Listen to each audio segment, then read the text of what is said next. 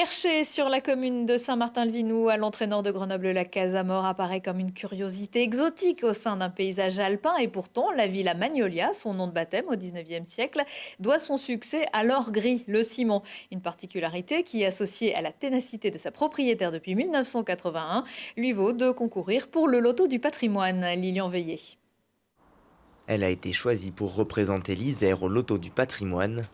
La villa de la Casamore est l'une des dernières constructions de style orientaliste en moulage.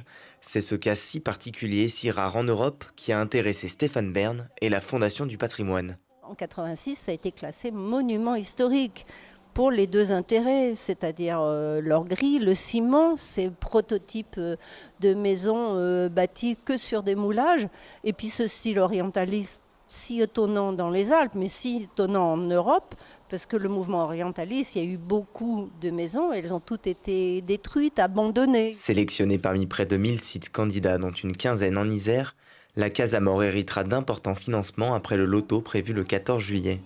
Cette loterie est un moyen d'aider à la préservation du patrimoine, surtout en milieu rural, et elle permettra à Christiane Guichard d'entreprendre ses travaux. Cet argent va être réparti en fonction des travaux.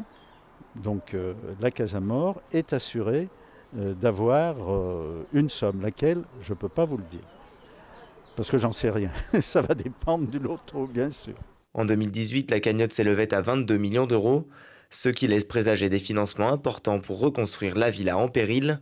3 chantiers sont prévus: la restauration des plafonds, la mise en place de 9 baies vitrées pour réhabiliter la façade en bois du jardin d'hiver et la reconstruction des 2 promenoirs le long de la terrasse. Les 2 avancées qui sont programmées, qu'on appelle des promenoirs, en fait ce sont des prolongations de cette terrasse qui est au-dessus, sur laquelle nous étions tout à l'heure. La première ici est en alignement du mur et jusque là.